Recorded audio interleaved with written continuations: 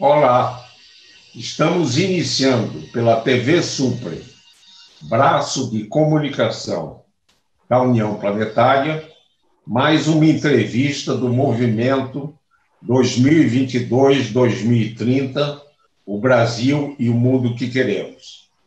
Uma parceria da Universidade de Brasília, através do Núcleo de Estudos do Futuro, do Centro Avançado de Estudos Multidisciplinares, com a União Planetária.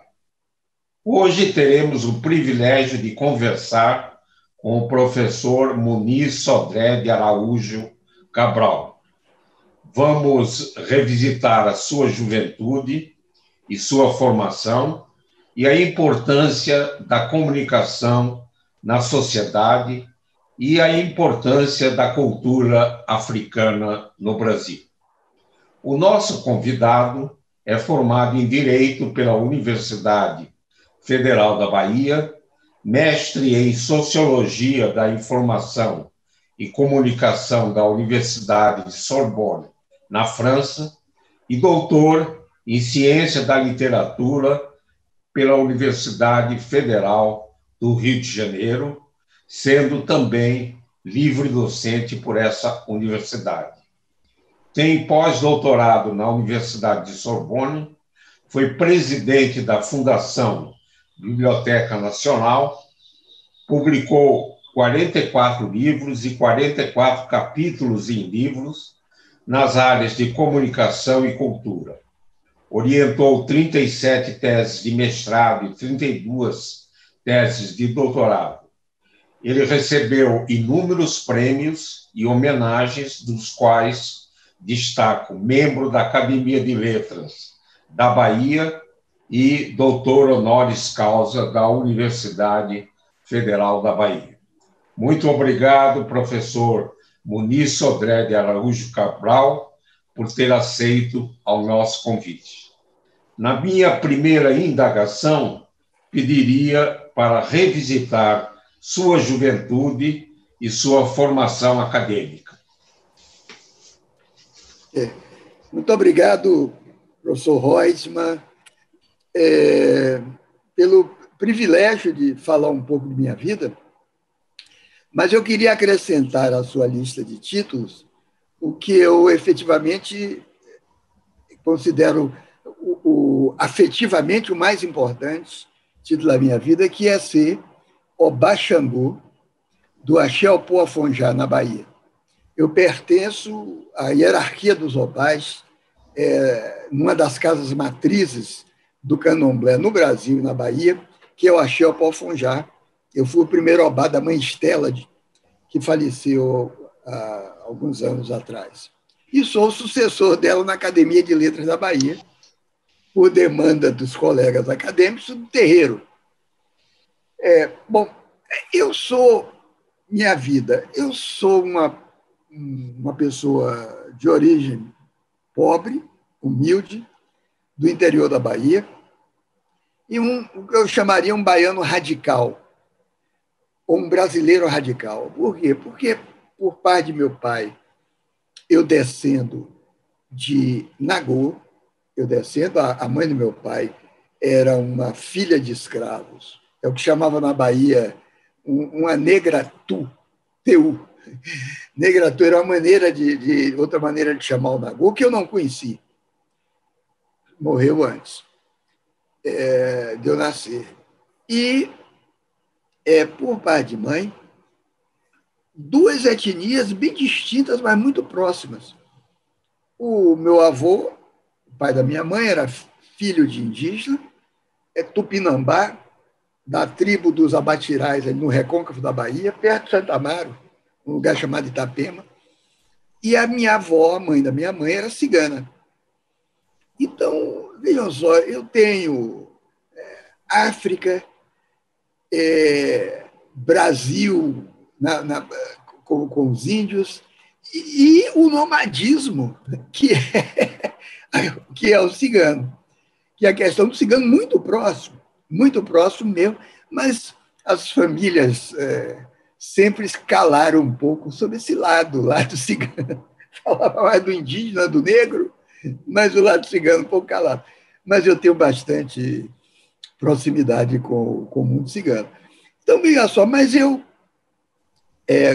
como negro é um lugar que se ocupa e se conquista também, ideologicamente, eu sou negro, embora algumas vezes nos Estados Unidos, amigos meus, escolas negras, me diziam: Munir, você é negro, mas é um negro muito pálido. É muito divertido isso, realmente. Um negro pálido, quer dizer, um mulato escuro é um negro pálido. Quando eu morei em Paris, mais uma vez, pensavam que eu era marroquino, ou tunisino, árabe, que, inclusive, eu falo um pouco de árabe. Leio e falo um pouco de árabe. É uma língua que eu gosto, aliás. Então, eu, talvez por esse pertencimento tríplice, o triplo étnico, e a questão do nomadismo, eu tenho uma curiosidade enorme, uma volúpia enorme de saber, de aprender, que eu acho que é meu lado judaico, embora eu não tenha, por sangue não tenha, mas eu tenho um lado judaico, muito amigo judeu, intelectual ou não, esse lado de querer saber, que desde pequeno me fez uma espécie de, hoje dizem nerd, na Bahia dizem CDF, aquele menino está sempre agarrado com livros, e de saber de tudo um pouco. Então, eu sempre fui no colégio bom aluno em matemática, mas eu ainda bom aluno de história, de português e de línguas, que me caracterizou um pouco, marcou minha infância, porque eu era menino em Feira de Santana, não tinha curso de línguas, eu sou um autodidata de línguas. Eu sou autodidata. Então, eu falo, na verdade, com graus diferentes de exatidão, de correção, e eu falo várias línguas. Do alemão ao russo, passo pelo iorubá, árabe, claro, inglês, francês, italiano. Eu sempre gostei de línguas. Não falo nada de hebraico. Uma falha minha. Deveria poder ler um pouco de hebraico, mas árabe eu leio. Então, veja só, essa vontade, que eu digo uma vontade nômade, de cruzar fronteiras, de transpor fronteiras, de transpor limiares.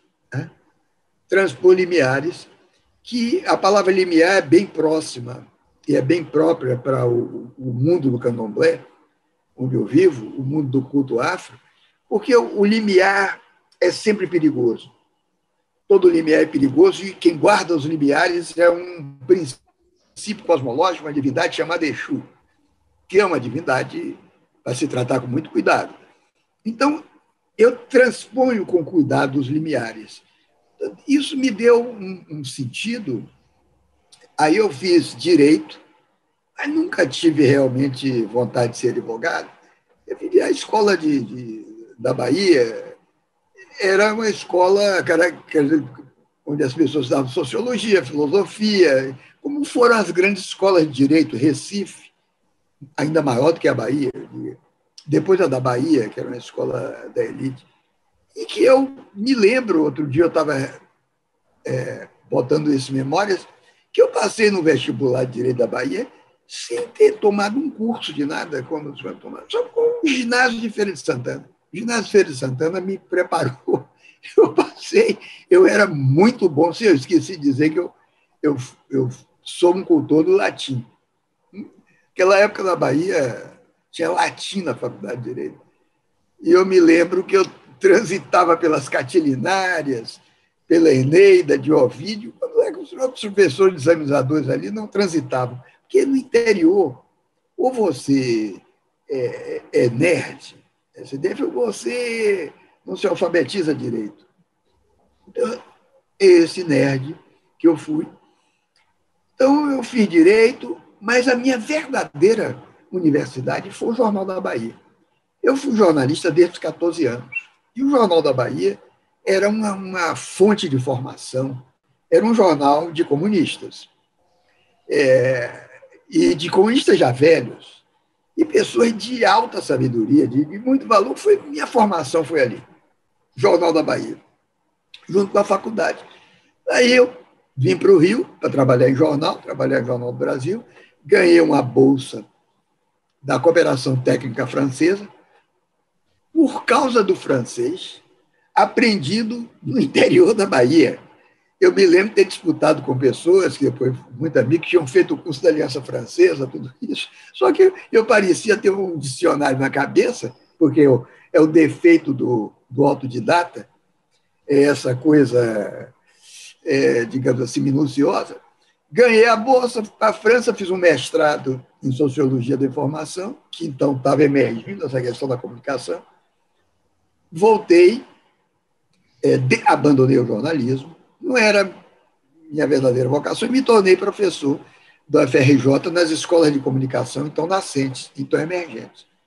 E aí, nisso, nos anos 70, comecei a escrever livros e nunca parei. Me casei, minhas filhas são cariocas, a minha esposa, a professora Raquel Paiva, é professora também do FRJ, se aposentou. Então, mas eu nunca saí realmente espiritualmente da Bahia. Eu acho que é como o judeu na diáspora que nunca sai espiritualmente de Israel, mesmo não Israel necessariamente o Estado, mas o Israel como paisagem interna e paisagem cultural. O judeu nunca sai daí, e eu acho que eu também nunca saí da Bahia. Eu estou sempre na Bahia, tanto que a Academia de Letras da Bahia me elegeu, estando aqui no Rio, não pedi voto a ninguém. Esse é um detalhe, pedi voto a ninguém. O Terreiro, acho que pediu por mim, e isso foi no ano 2019, que eu me tornei membro da Academia de Letras, tenho muito orgulho disso, porque lá vários amigos.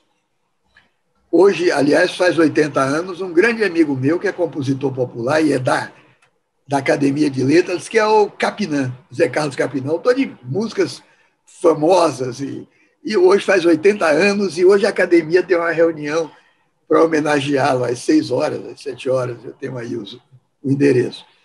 Então, a minha história, resumidamente, é essa. É uma história de... Eu tinha um cantador da Paraíba, Zé Limeira, sobre quem eu já escrevi, já fizeram um livro, morreu em 54. Morreu em 54. Analfabeto, um dos maiores versejadores da Paraíba, repentista, versos perfeitos, lindos, analfabeto, totalmente analfabeto. E negro, um anel em cada dedo, e que se definia assim, que é como eu me defino. Ele dizia, olha, bom, a rima dele é perfeita, ele é famoso no Nordeste, Zé Limeira. Ele dizia, eu sou um negro moderno. Bom, ele dizia, eu sou um negro moderno. Eu sou um negro moderno. Ele disse, foi, não foi, eu estou pensando. Esse é meu cartão de visitas. É meu cartão de visitas. Então, eu me coloco, apesar de ter cursado e feito sociologia, antropologia, letras, essa questão do nomadismo, da transdisciplinaridade, meu pé está ancorado no livre pensar, na filosofia, como forma, como paixão de pensar, paixão radical de pensar, eu me ancoro aí. Mas me defino como Limeira. Eu sou um negro moderno. Quer dizer, por que moderno? Foi, não foi, eu estou pensando. Foi, não foi, eu estou falando. Porque dos traços da forma escravista responsável pelo racismo que persiste no Brasil, o principal traço é o silenciamento do negro. O negro não fala, ele ouve. Pois bem, essa frase do Limeira, eu repito sempre, que eu sou um negro que fala. Eu sou um negro, foi, não foi, eu estou pensando, foi, não foi, eu estou escrevendo. Isso resume um pouco a minha história, de uma forma um pouco pitoresca, talvez, mas verdadeira. Minha história é essa. Fora isso, meu pertencimento ao candomblé, ao mundo da capoeira, eu fui aluno histórico do mestre Bimba, eu fui capoeirista, mestre capoeira, e sempre fiz lutas desde menino. Eu sou esse é um detalhe à parte, mas eu sou faixa preta, tenho muito orgulho disso. Quarto dan, um faixa preta quarto dan, do estilo Shotokan de karatê. Então eu pratico até hoje, e o mundo da capoeira é muito ligado a mim. O mundo da capoeira na Bahia, aqui no Rio, principalmente depois que eu escrevi um livrinho sobre o mestre Bimba, a história dele, chamado Corpo de Mandinga. Eu sou muito amigo desse universo também. Então, eu respondi longamente, mas é essa, em resumo, a minha história. A história de um negro moderno. É isso. Sintetizando, professor, além de baiano radical, né? Poliglota, né? E herdou características de influências culturais, né? E penso que do judaísmo, né? Herdou o senso de humor, né?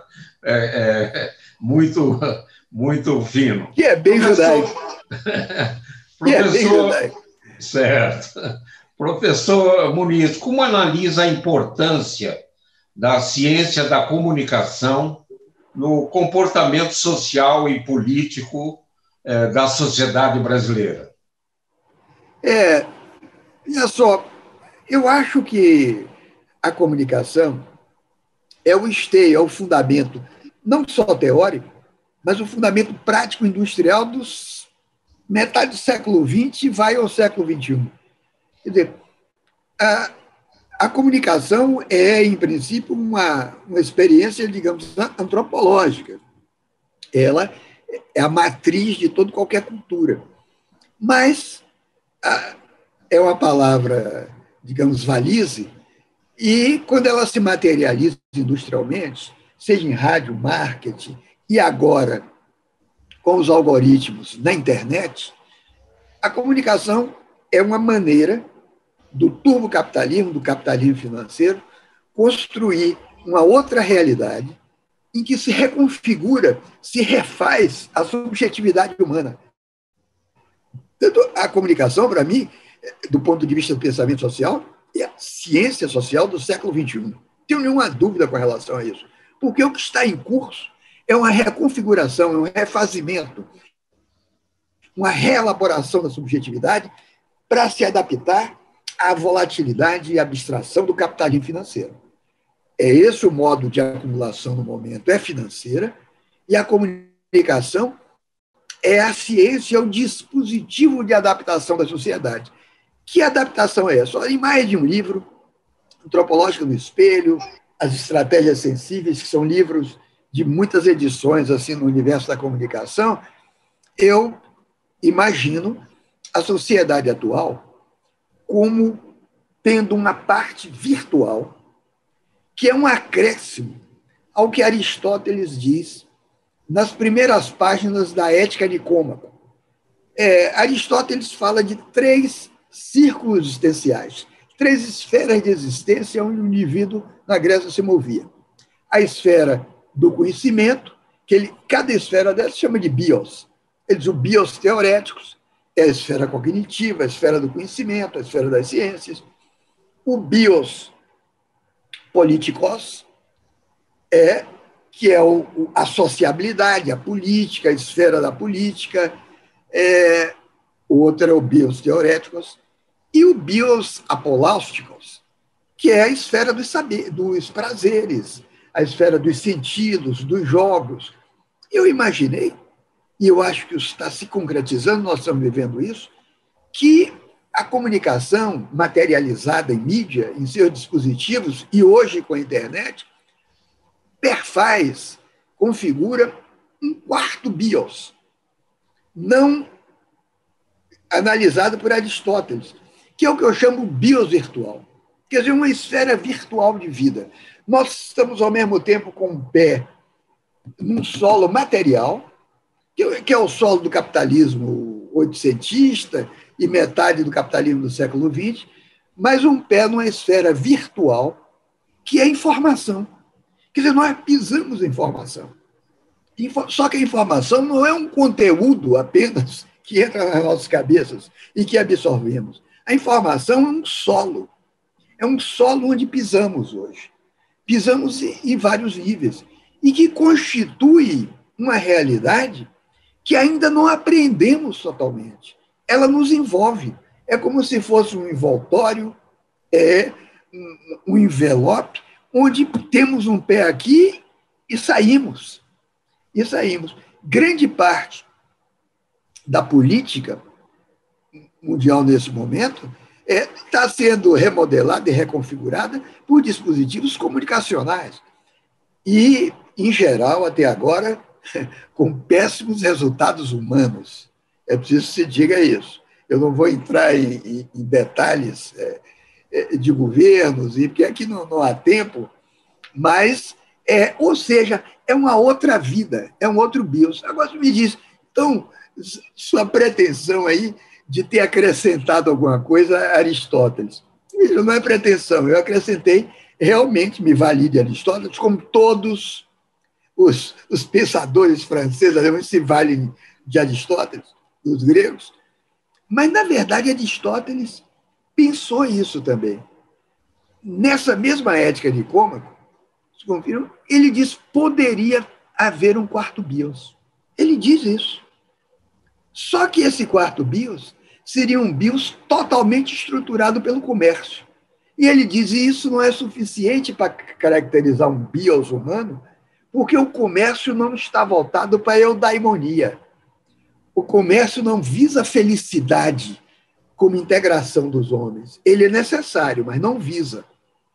Se pudesse, esse quarto BIOS seria o BIOS do comércio. Isso está em Aristóteles. Ora, mas hoje eu não tenho nenhuma dúvida de dizer que esse quarto BIOS existe e ele está fundado no mercado e no capital. É esse BIOS que nos governa hoje, que é governabilidade.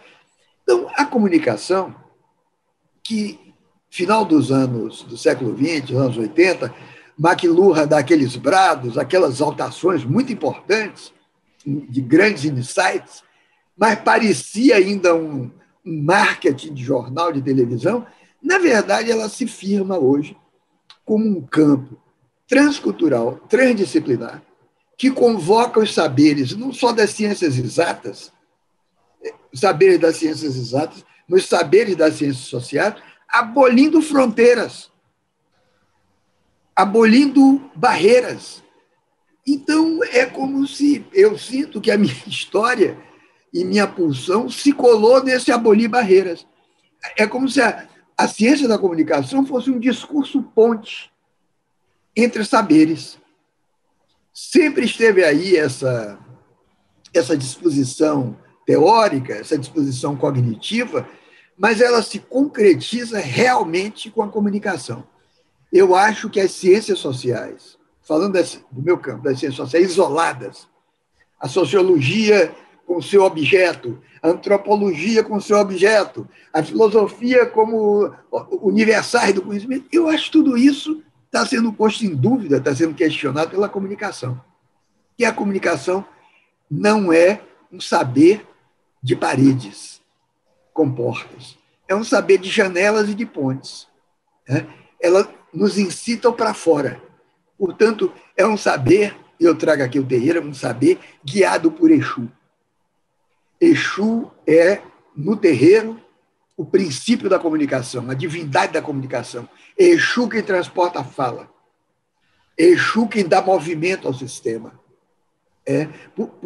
Por isso, a minha visão, digamos assim, epistêmica, filosófica de comunicação, está ancorada no que eu aprendi com os europeus, Brasil, e o que eu aprendo até hoje com o meu povo de santo, com o povo do terreiro, com outra linguagem, evidentemente. Eles têm outra linguagem, mas dizem a mesma coisa. O professor Muniz, em 2019, publicou na revista Famecus o artigo intitulado Comunitarismo e Sociedade Incivil. Poderia destacar os principais pontos desse artigo? Esse artigo, na verdade, o artigo, eu fiz com a minha mulher, com a professora Raquel Paiva, que é uma especialista em comunidade, dá curso de comunicação comunitária, trabalha a questão, é especialista também em Paulo Freire, e é do UFRJ, a professora Raquel Paiva. O artigo, na verdade, assinei com ela, foi mais dela. A expressão sociedade em civil, mas eu vou voltar ao artigo, claro que eu fiz junto com ela. Sociedade em Civil é o título de um livro meu que está saindo agora, antes de março, um livro pós-Covid. Quer dizer, eu comecei antes da Covid, mas ultimei ele depois de chegar em casa. Sociedade em Civil é algoritmos, ou mídia, iliberalismo e finanças. É um livro que nomina essa sociedade, digamos assim, enviesada, emergente das redes e emergente das finanças, como sociedade incivil. Por que sociedade incivil? Porque, sabe, um dos conceitos-chave da descrição para descrever as sociedades do século XX até século XXI, início do século XXI, é o conceito gramsciano, que veio de Hegel, passou por Lenin, chegou a Gramsci, de sociedade civil. Sociedade civil é a sociedade organizada ao redor da produção e do Estado voltado para a harmonia política e para o controle do território. A sociedade civil é um conceito importantíssimo em Gramsci, mais em Gramsci até do que em Lenin. E Hegel, que dá isso, é a sociedade burguesa. A Bürgerliche Gesellschaft é a sociedade civil. Ora, a sociedade civil, para mim, é a sociedade civil posta de cabeça para baixo. É a sociedade em que se esvaziam os valores, que se esvazia a representatividade política. A política, o parlamentarismo representativo está em decadência. No mundo inteiro, em graus diferentes, mas no mundo inteiro. No Brasil já acabou. No Brasil já acabou. Os partidos políticos não representam nada aqui. Nada, nenhum deles. Nenhum. Representam os seus próprios interesses burocráticos. Seus próprios interesses burocráticos, aqui acabou a representatividade. Em certos países mantém ali, mas em crise. Você no Uruguai, você vê que os países uruguaios representam, ou aqui ainda na Alemanha, nos Estados Unidos não representa mais coisa nenhuma. Essa divisão entre republicanos e democratas é uma questão de tonalidade afetiva, mais do que posições programáticas fundas. Então, a sociedade civil é essa inversão. Essa inversão é o que eu chamo também de sociedade zero. Zero de quê? Zero de valores. Portanto, é uma sociedade de dispersão ética, de dispersão moral. Zero de valores. Zero de estoques. Pensar o estoque em sentido amplo. Até as lojas físicas hoje ficaram com lugar de estoque, porque o verdadeiro estoque é virtual. Você compra pela internet. Zero de laços humanos, de laços solidários. Pode descrever esse zero em vários níveis. Ora, o comunitarismo, a comunidade, que é um conceito muito mal visto na Europa, foi muito mal visto, é preciso que se diga, por quê? Porque o pensamento totalitário, o pensamento fascista era ancorado na comunidade. Mas é uma comunidade do ódio, uma comunidade da morte do outro.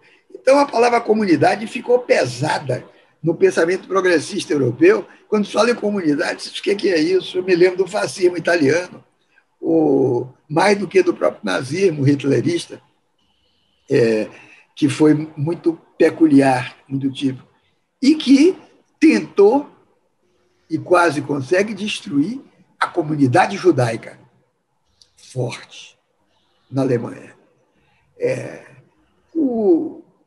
O ódio, a aversão ao judeu, é a aversão ao comum, é a aversão à comunidade e a aversão ao saber que historicamente sempre emergiu dessa comunidade.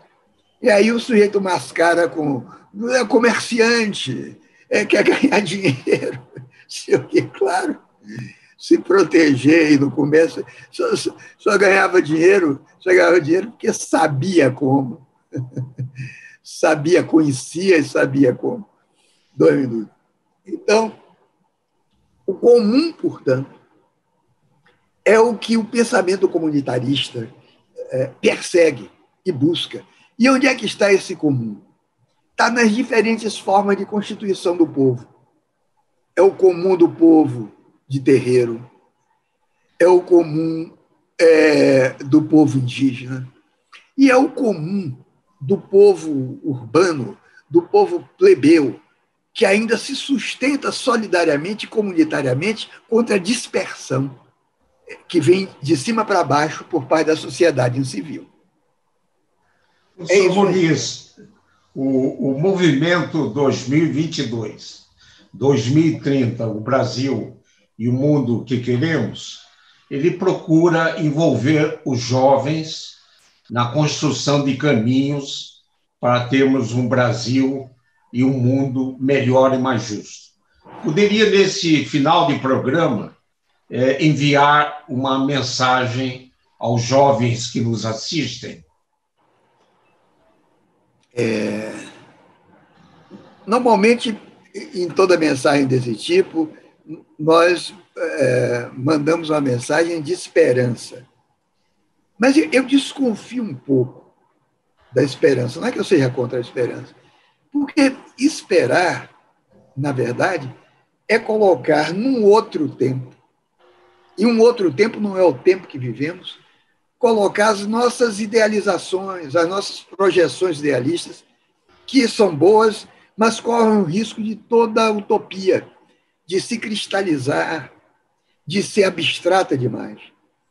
Então, o jovem, para mim, a mensagem que eu quero, é de que o jovem não é uma esperança, né? O jovem é uma realidade germinal, uma realidade de transformação aqui e agora. O valor do jovem já está no aqui e no agora, em sua abertura, em sua plasticidade, na plasticidade de sua cabeça para outras experiências, para um outro tipo de relação, para a solidariedade, para o fim do racismo, que é o mal-estar civilizatório, maior mal-estar civilizatório de nosso tempo é o racismo, que a civilização não conseguiu acabar, a ciência não conseguiu acabar até agora. A minha visão, minha mensagem para o jovem, tanto não é de que seja isso ou aquilo, nos termos da esperança, é de que seja tal como é, tal e qual é, mas ainda mais aberto. Aberto para quê? Aberto para o outro. Porque o outro não é como Sartre diz, o inferno são os outros. Não, o outro não é o inferno. O outro é você mesmo. O outro é você mesmo em sua abertura. Eu sou eu e o outro. Eu sou eu e as minhas circunstâncias humanas. O jovem é alguém que, sendo tal e qual é possível ser plástico e aberto para a indeterminação do outro. É essa, portanto, a minha mensagem. Seja radicalmente jovem. Ser radical não é ser extremista. Ser radical é estar nas raízes, é agarrar-se às raízes. Agarrar-se às raízes do que pode vir a ser, mas agarrar-se a essas raízes. As raízes, o grego chamava as raízes do bem, do to agaton, que é o centro para onde convergem todas as possibilidades de estruturação da vida humana, da vida urbana. Há um centro da polis. Esse centro o grego chamava de to agaton, quer dizer, o bem. O bem. O jovem é a raiz desse bem. Portanto, minha mensagem é essa. Sejam radicalmente jovens. Bela mensagem, professor Muniz Sodré. Espero que os jovens não esperem a utopia, né? Não depositem só esperanças e comecem a inverter essa sociedade incivil numa sociedade realmente civil. Eu imagino a beleza do casal, professor Muniz Sodré e sua esposa, professora Raquel Paiva, né? De quanto a gente tem como missão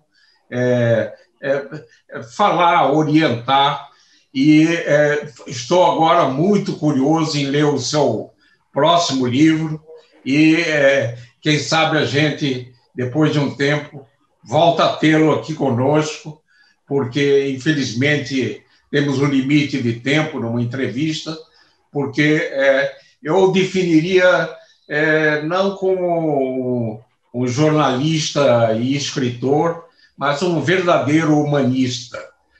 Parabéns pelas suas ideias e muito obrigado, professor Muniz Sodré, por nos ensinar tanto em tão pouco tempo. Esse e outros programas do movimento 2022-2030, o Brasil e o mundo que queremos, podem ser acessados no canal YouTube da TV Supre.